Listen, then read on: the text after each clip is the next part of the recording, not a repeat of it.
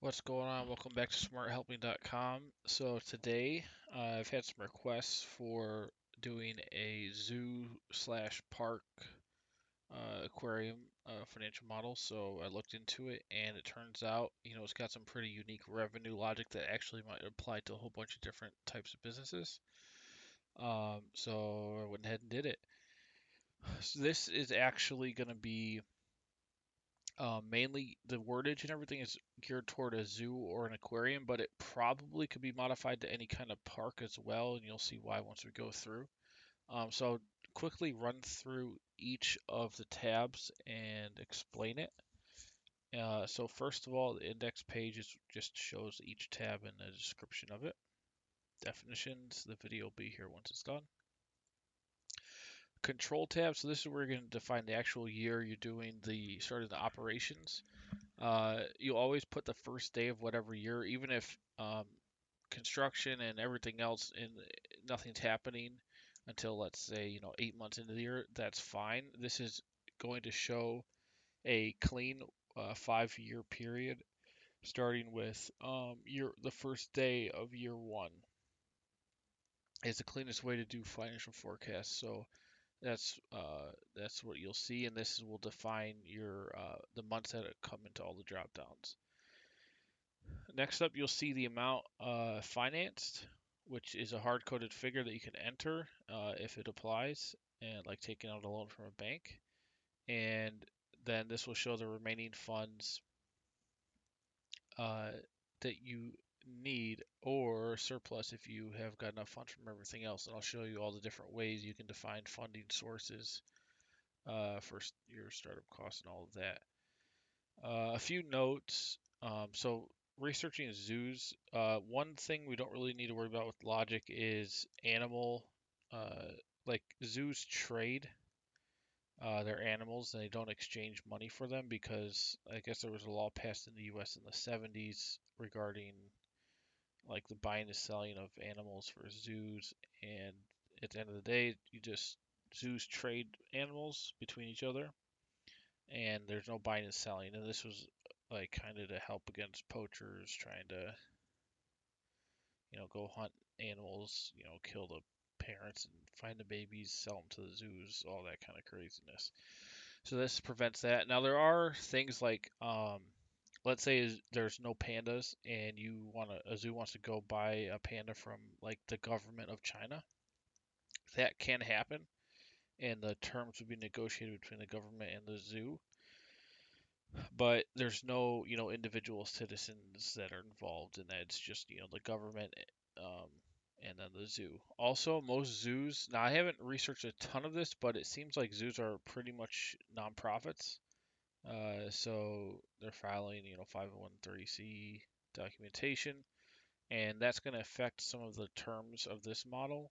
But you could probably adapt it just fine if you were like to say to use this to do an amusement park.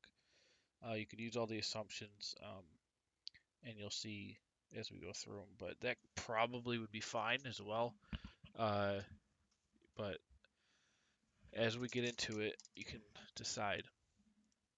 Finally, note that these numbers I'm going to show you are purely arbitrary. So I'm just making up assumptions. If you were actually going to use this and do it for real, you'd want to research all of your assumptions before you actually start entering them. And, you know, every single situation would be different. So my job is to make sure all the logic works so that when you put in the assumptions, it all flows correctly and populates the summaries correctly. All right, let's go to revenues. So this is going to be, you're going to define the month you plan on opening or the zoo plans on opening. Again, that'll be, you can pick any month within the period. Obviously, it'll probably be somewhere in the first year, maybe the second year. So we're just going to put September 2020. You can define your expected average visitors per year. Actually, that probably doesn't need to say average total visitors per year. You can start with year one, which this you would want to this to account for an entire year's worth, and then you don't have to worry about like figuring out if a half year because these percentages down here will define um, how much of the year, how much of this goes into each month. And this opening month will define when it actually starts. And it'll just look at this number divided by 12 to get the monthly amount for year 1, 2, 3, 4, and 5. And you can define your growth here. So if you're just starting out, you probably will increase your visitors over time, and you can define the percentage you think you'll grow yearly right here. Next, typically you'll see zoos have different pricing for different ages. So you've got adults might have a different price, senior citizens might have a lower price, and kids might have a lower price. So you can define of your total visitors how many of them end up being, or how much you think them will be adults versus senior citizens and kids. This should always add up to 100%. Then you can define the ticket price for each of them, and that can change each year if you want it to, or you can keep it the same. It just depends on what the plan is for your particular situation. But these can change, and it will uh, it'll pull the visitors, the percentages, and the dollar amounts according to the year in the summaries automatically. So you see if I just put a crazy number here like 1,000, 10,000, you can see month 1 revenues are going to be crazy, or year 1. And then once you get back down to year 2, it goes back to whatever we got in year 2. So let's put that back to $23. You can see it updated. Now the numbers for year 1 are not outrageous. Also, let's say we bump this back to August, you can see how that changes. Now we're actually starting in August with visitors instead of September. Put this back to September for now. See, they're not moved over one. All right, so pricing. Then you have donations and government contributions. So if you're running a zoo, it could be a public zoo that the government is willing to give money for, like the city government or what have you, also from individual contributors. So you can define that amount you think you'll get per year between the two different sources. This will be divided evenly over the 12 months of each year. Regardless of when this starts, this will be evenly distributed for each year. You can see in the monthly that is defined right here. Then we have the biggest thing, which is probably, if you're running in the north and it gets to be winter, you're not going to be able to have the zoo open. Also, if you're running an amusement park in the north and you can't have it open during the winter months usually. So you might have it open for small things, but not really. So if that's the case, you can define, like 0% of the visitors come in January, February, and December. And you got a little bit in March, April, May, then June, July, August are your big months. But you can define this as however you see fit, whatever fits your situation. If you're in Australia, this might look a little bit opposite because the seasons are switched. That's fine. You just fill in whatever percentage here, and it goes through automatically to the summary. Let's look at year 2 since that's the first full year. So you can see January, February has nothing here. Then March we pick up, and then you can see June, July, August are the big months. We could easily change that and put, let's say, 20% into January and 0 into June. And then what happens? Well, now we've got January having some numbers and June doesn't. And that will all affect the cash flows and everything from the ticketing revenues. Put that back to how it was. And this should always equal 100% as well.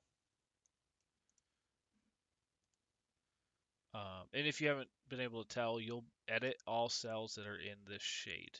These are all your editable cells.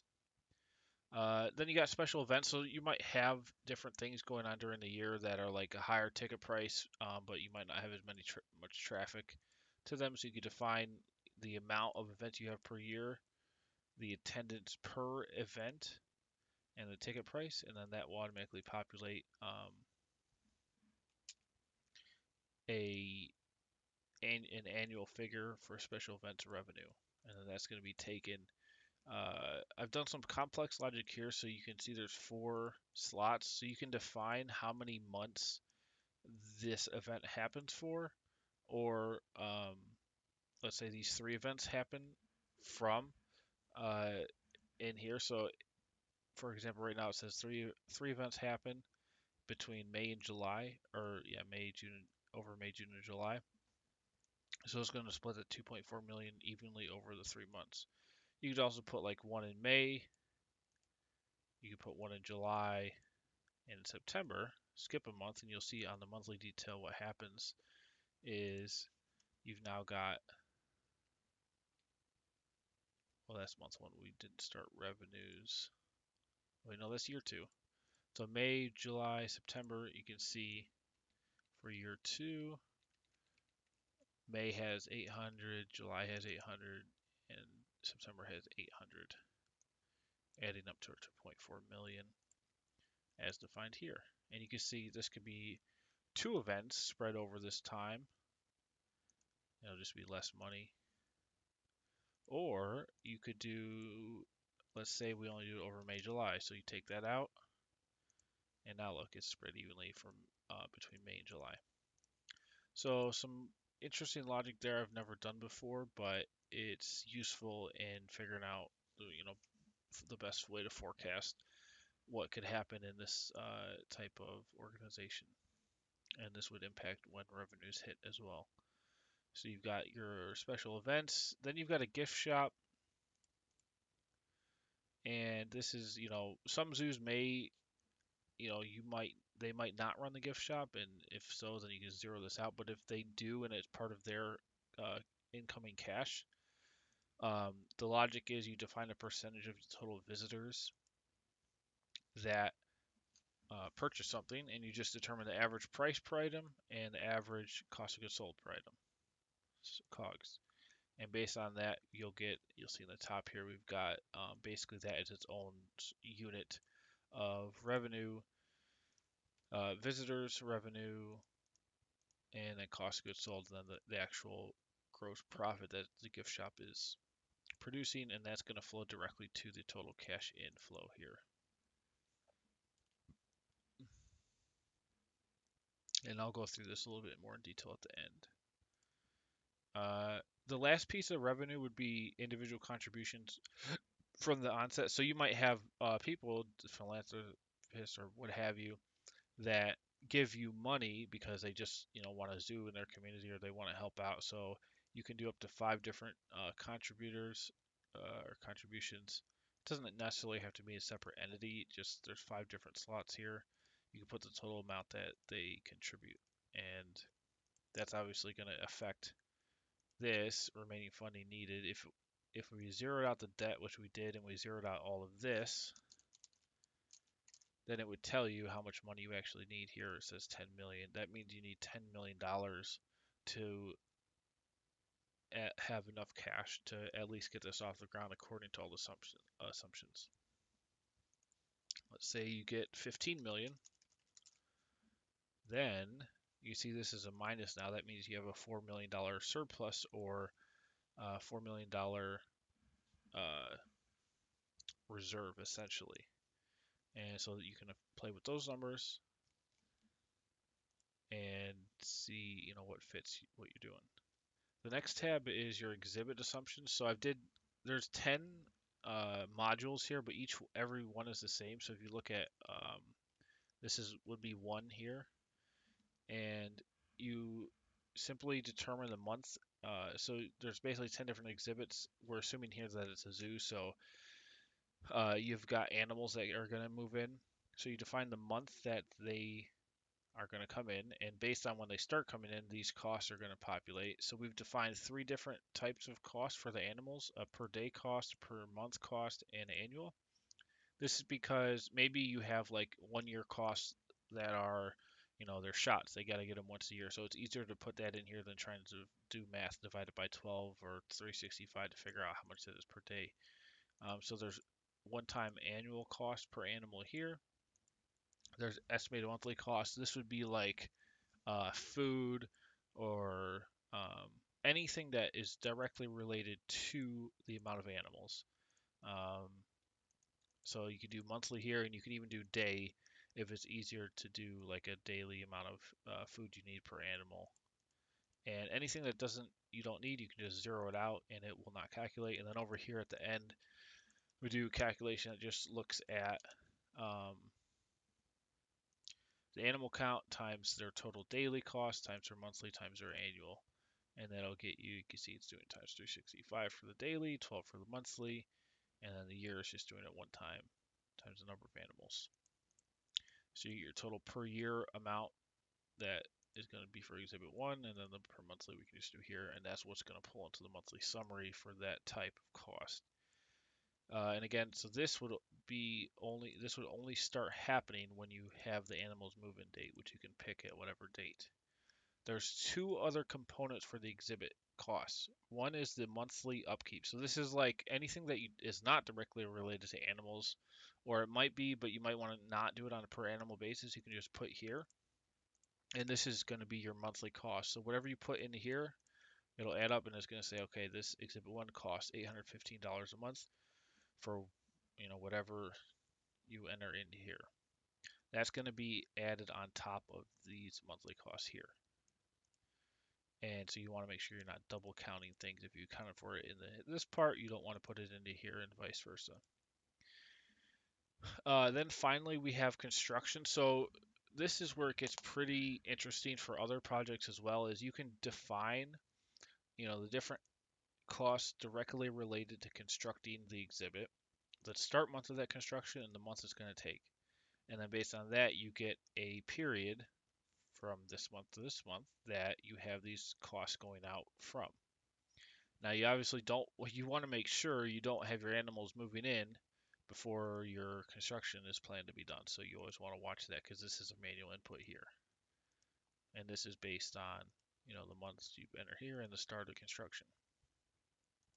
So for all 10 of these, you can see exhibit type 2 has the same exact things, but you put in whatever is relevant for exhibit type 2 and on down the line all the way for 10 of these, if applicable. If not applicable, or if you only have 5 or whatever, you can just zero out anything that you're not going to use, and that will be fine. It won't cause any problems. So next we have staff. I did some Googling and figured out the main staff of a zoo or aquarium. This could be what you can enter anything you wanted to here though, whatever makes sense. The start month of the given staff type, and then the count of that staff per year. And right now, the main one we have multiple staff of is be the keepers, Aquarius. Those are just, uh, that's going to be where you have multiple, depending on how big the zoo is, how many people you need. You can define that here. And then I just put one in for everything else, but it could be multiple, just depends on, the size and what your needs are. And then the salary. So this is going to be their total annual cost. And this will start populating as soon as this month exists, whatever month you have this starting at. That row will start populating, and it will take the annual amount divided by 12 and plug it in from that month going forward. Now you can define the percent increase. It could be 0% or whatever percent, and that's going to make the year 2, 3, 4, and 5 for that staff type go up by that amount each year. Then we got fixed costs. So these would be like things that are just related to the park and not really staff and not really directly related to the exhibit. So it might be, utilities, legal fees, renting, licenses, maintenance, advertising, marketing, anything here that you haven't already accounted for that you can put on a monthly schedule. You can put here, and you could define the amount again in each year, the monthly amount, and then the month it starts. So here it's saying, in year 1, your rent is $2,500 a month. Your utilities are $24.99 a month. Year 2, you're now $2,500 a month, $2,501. I just changed them just to make sure the logic is working properly, and so I can check that. I just make sure these are all different, and then when I go to the monthly summary, which these are here. You can see they're different, and that's how I know that the formulas are working. Okay, and again, this is all arbitrary. You'll fit in what makes sense for you. Next, we have our final cost structure. So this is going to be one-time startup costs that you haven't already accounted for. So this is not construction related to the exhibits. It could be, like paving, cement, whatever, anything that you haven't not already accounted for that you need to pay up front before the zoo can open. You'd put that cost here, and that's going to flow over to your contribute to the cash needed for the operation to start. Then we have capital expenditures in the future. So this could be like if you're going to have to go buy a panda from the government of China in, year 3 or whatever. You can put the month in here and then the amount of capital expenditure, and that will flow through from this chart automatically, whatever you fill in here. You can see the capex is right here, and there's it filling in June, July, and August. See, I put June, July, August here. I could change this to say November, and now that one went over to November.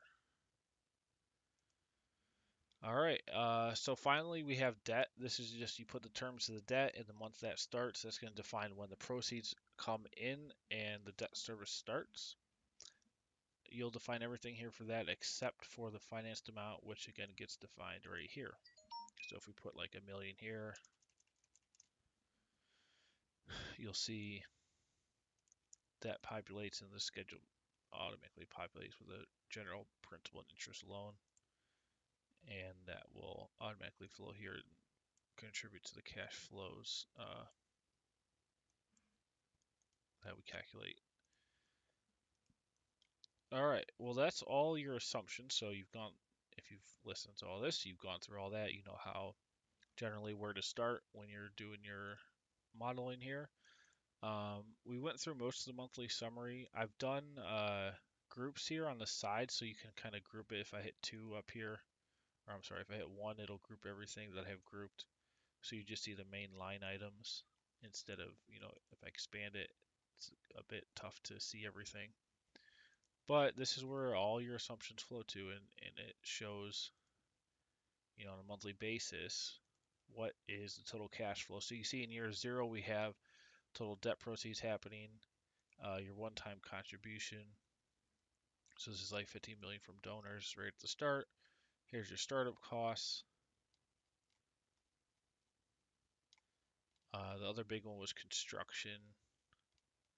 You see here's your construction costs, which this is all populating based on, and I've tested all these to make sure it works. That's all populating based on your start of construction in months for each one of these. And I've changed them for each one to make sure they all work. But that's going to define your cost here. And then you can see park launches in September with the visitors. So you generally got some period of cost, construction, some upfront costs, and then you eventually plan to open the park and have revenues from ticket pricing. Now, obviously, it'll depend on the park's visitors and ticket pricing in the community, general economics of the area, for how much you might be running at a deficit. You just don't know. But that's why this is a little bit different than a standard business, because it's part of the community.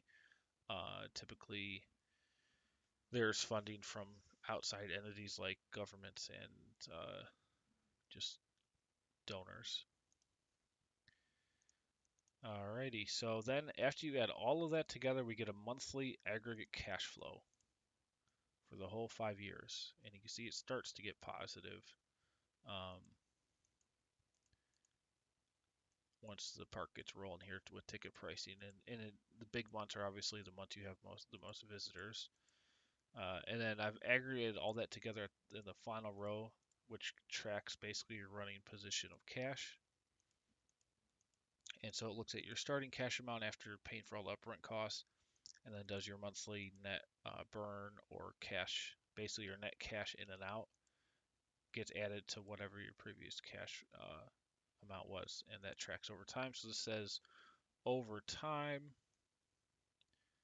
you end up with like 16 million, which is not much more than your starting amount, which is good because it's a nonprofit, so it's not like you're sharing dividends with anybody or anything. Now, it could be pretty easily modified to have dividends going out to, like, if you had investors and this was like an amusement park and not a zoo.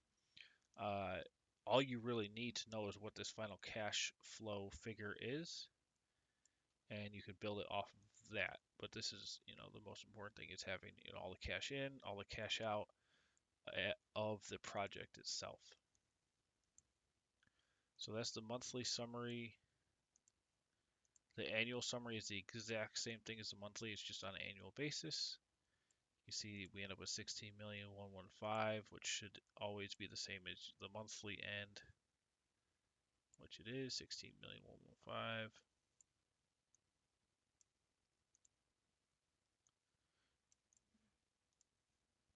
And then we got an executive summary that shows all the high level, like, revenue items, cost items, your other cash flow items. And I did some charts here to show some high level, revenues, costs, net change in cash flow, cumulative cash position on a monthly basis. You can see the seasonality take effect with the visitor growth and the capex and construction happening here. You see we go straight down the first 12 months and then start to grow, but that'll all change based on your assumptions. This will all dynamically change. The key here is you really have a nice planner to get some idea of funding needed, your planned operations, the time it will take, and what you need to be solvent at least, and or at least breaking even. Then I did some more visuals here. This is your 5-year total cost. So this is actually showing the total cost over 5 years for startup, animal cost, exhibit, upkeep, construction. So you get an idea of what that looks like over a full 5-year period. Then I did annual cash inflow by source per year. So obviously year 0 is all donations and debt proceeds, if any. And then as you go forward, you get your revenue from admissions, special events, etc. This is a stacked chart. So this top line would be at your total per year. And then of that total, this is the amount made up, that each amount makes up of the total in the bars. And you got the same deal, but you're doing cash outflow. So obviously at the beginning, you're at, your one-time startup costs, and you get your operational costs happening. The biggest one here is the animal costs, based on the assumptions I have in. Animal annual visitors by types is just showing taking your adult, senior citizen, and kids and showing the total amount of them each year, and of that total, the amount made up of each type. And that's pretty much it. Here's a good source, aza.org. Here's some descriptions of all the different staff type. Definitely would take some more research if you're serious about this. But this model does a good job at taking um, relevant assumptions and relevant logic that pertains to this type of a startup, and you can play around with it. Now, if you want to purchase it, it's going to be a one-time fee of $45. You can buy it at smarthelping.com. I'll also put it up on Eloquens and eFinancial Models.